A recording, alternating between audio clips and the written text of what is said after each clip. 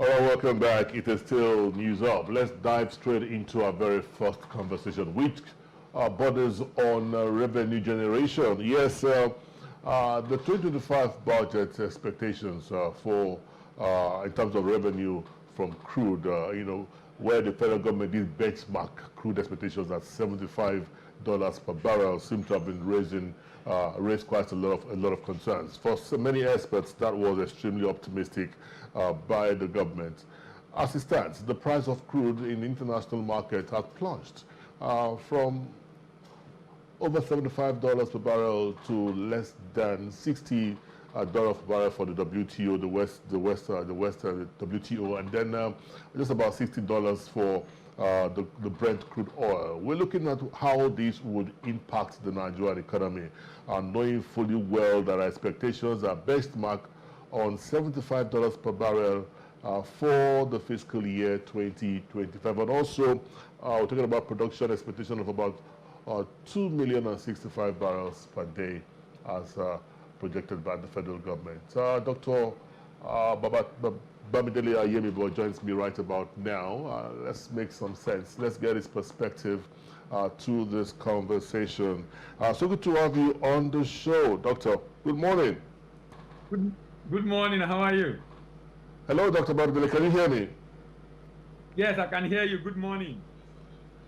All right, so I'm hoping that I can also hear you from my end, even though I could see your lips move, but I could barely hear a sound coming on my end. It's a huge conversation that we must have, especially at this point in time where can you hear me now? There's a global trade war. It's come to begin to impact our revenue drive and revenue expectations, actually given to the fact that we're expecting so much from oil in this fiscal year. How does this come to you, the price of crude in the international market and the Nigerian economy and the drive for revenue?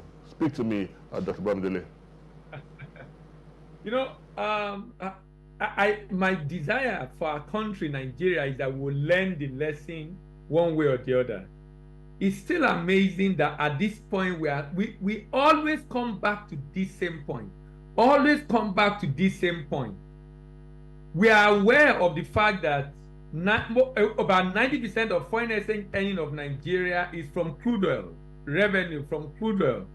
But there is also opportunity available from others. So my question is, why is it that we are not doing anything in this direction? It looks like we have made money through a particular channel, but there are so many other options available to generate revenue for government to be able to do what it needs to do. But for one reason or the other, we are leaving it. So whenever we are doing our budget, we will price the budget based on crude oil. Why are we not pricing our budget based on price of gold? Why are we not pricing our budget based on price of cocoa or soya beans of commodity? Why are we pricing every time on just one commodity when we have many options?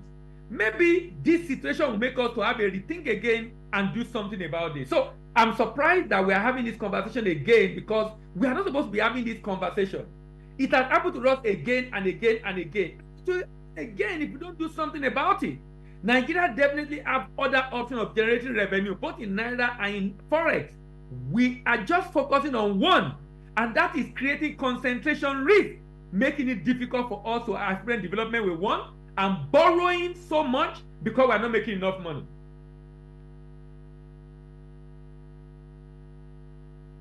Money if we are not able to meet our revenue targets. Speak to me about what you see around the diversification initiative of this administration, and over time we've had these talks over the years about the need to diversify the nation's economy. What do you see, Bamidele?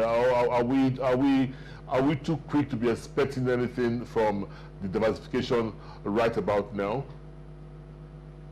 Diversification for revenue generation is the drive. I'm not impressed with the drive so far. I know the reason for the new tax law is to be able to generate more revenue locally, which is good, but we can do a lot more generating revenue just the way we depend on crude oil. Why are we not developing other what's the name, revenue generation channel using the same model of crude oil? We can use the model of crude oil in mineral sector.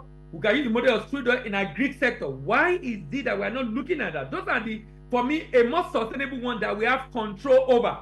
I've used the example of soya beans several times. The fact that soya beans have a huge demand in the world, nearing about 100 billion. China is a major buyer, buying almost 60% of that. And Nigeria can do farm soya beans twice a year using irrigation and be able to export this product, having an arrangement with China. Why are we not exploring those options? We have options to generate revenue. Concentrating on only tax is not going to help us. Focusing on crude oil that we have done for many years is not going to help us. It's high time we begin to take non-oil export seriously, and I mean government-led, government-driven revenue generation non-oil export by the federal government. You know, a couple of weeks back, I took a survey of what it takes to export, to get into the food export business, and I realized that it is one of the biggest hurdles that anyone would have to cross. The expectations, the paperwork, the approvals that you would get to be able to get into the export business tells you that it probably explains why a lot of Nigerians are not excited about export. So help me understand, what do you see in terms of the bureaucracy around exports of non-oil commodities in Nigeria? So two things, I'll answer your question in twofold. One on the part of the government and on the part of businesses. I'm talking about government generating revenue directly by government exporting directly. That means the federal government partner with different state government, states where, for example, soybeans are produced, the state government provide the land, federal government provide the seedlings and all the support needed, get the people to cultivate, federal government buy from them, and federal government export it, working with SPV, just the way we do with in the crude oil sector. That we know government is not, nobody is going to hinder government from exporting based on government regulation. But coming to the hurdle you talk about, those hurdles are really not real. I'm an exporter. They are not real. The real challenge is export readiness. If you spend few months learning about export readiness, you will know exactly what to do to bypass those hurdles. Those hurdles are not, they are not really as big. If you are coming in newly, it looks like so many things to do, which is okay. But by the time you understand the process, then you know exactly how to go about it. If I have goods, if I want to ship in the next 2 weeks, I can ship my product in the next 2 weeks. I just need to ensure that all that I need to do before that 2 weeks in terms of packaging, processing, documentation are done. So that when the good is ready, the processing for me to now ship it through the port is not going to take me more than 2 weeks. The only thing that probably delay me is the vessel coming in. So for me, the real challenge is export readiness on the part of the business. But on the part of revenue generation for the federal government has to be deliberate. Just the way federal government partner with the oil major to export crude and generate revenue. Federal government will partner with commodity merchants in Nigeria to export commodity and generate revenue directly for the government. What government has done over the years because the bottom line here is non-oil production is basically about agriculture and other natural resources. But then let's focus on agriculture and see what government has done. We've had financial assistance and credit facilities. National Agricultural Development Fund was raised by this government. We have agricultural credit guarantee schemes, funds, all in the bid to boost agriculture. We also have the commercial agriculture credit scheme, also all in the bid to boost agriculture. Why is all these schemes not working? Why are we not seeing the dividends of all of these many schemes around agri funding by governments? There is no vision on what we want to achieve.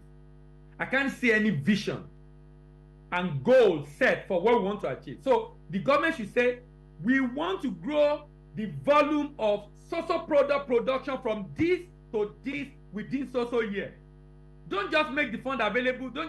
Let's set a target and then begin to ask ourselves, I want to grow the volume of production of soybeans, for example. Those credit scheme is to fund soybeans, anybody funding producing soybeans in certain state bases in the country.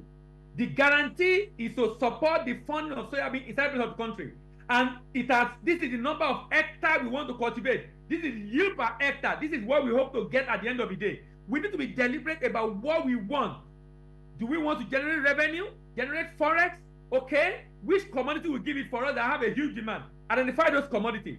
Then get the people who are already in the business. Don't look for political farmers. There are a lot of political farmers in Nigeria. Don't look for who are those already in the business, working with those people to expand their capacity to be able to deliver. So what I can't see yet is to say, this is the volume of cocoa we are producing, we are moving to this volume. This is the volume of sesame we are producing, we are moving to this volume. This is the volume of cashew we are producing, we are moving to this volume. This is the volume of soya we are producing, we are moving to this volume. And this all program, which are laudable initiatives, single digit credit facility, and credit guarantee to support so that the bank can make the fund available, are very good initiatives. But I can't see what exactly we want to achieve with it. Is it going to just made available for people to come at any time they want, or government have specific area they want to? So every year we can focus on one product per year, 2 products per year, and grow the volume of that product to help local production and also for export. So you are saying that all of the credit agri-credit scheme has been instituted by governments have really not worked. We can't see the result yet. We can't see the result yet.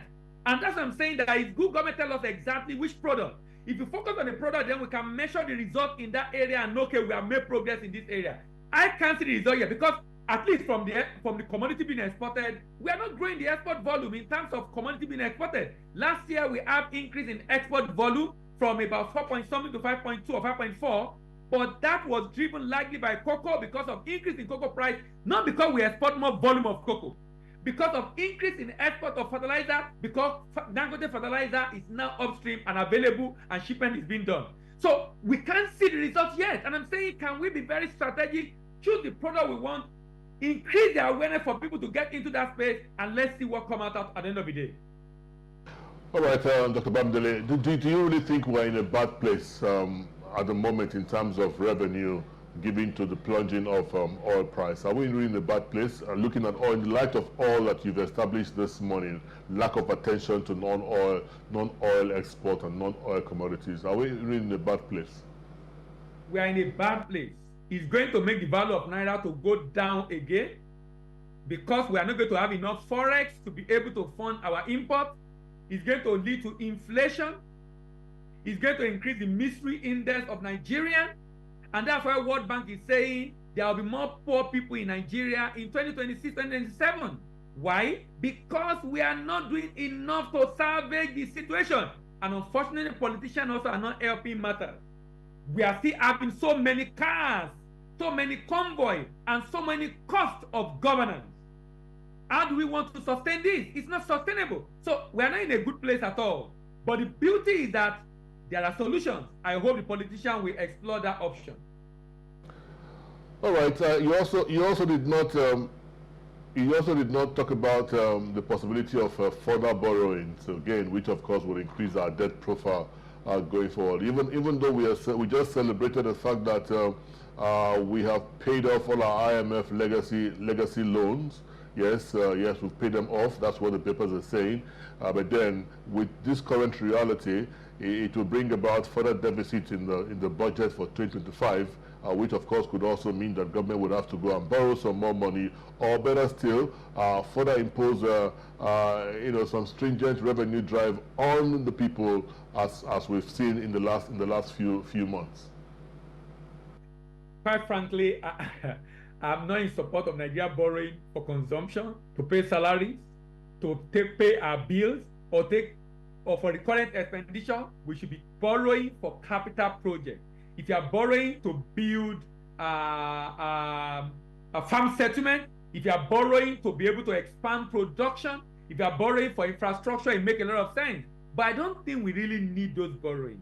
Sincerely, the waste is much in our country. The waste is much. Sometimes when you see the way we spend money, you'll be wondering, are we really serious that we don't have enough money to run this economy? Because sometimes the politicians, they are painting two pictures. Picture of, oh, there's a lot of money, and picture of there's no money. When is the time to take care of the people, there's no money. when it's time to take care of themselves, there's more money. So I don't think we need to borrow. I know the government is going to borrow, but I don't think that's the way, because borrowing is it's like you have a problem.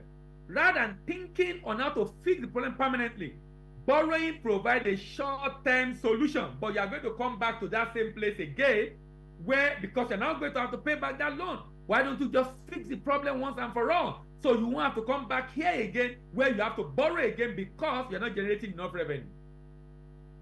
Right, Dr. Babdele Ayemibo, I think it's a good place to wrap up this conversation. Thank you so very much for your time with us on the show today. Thank you. Thank you very much for having me, and bye-bye.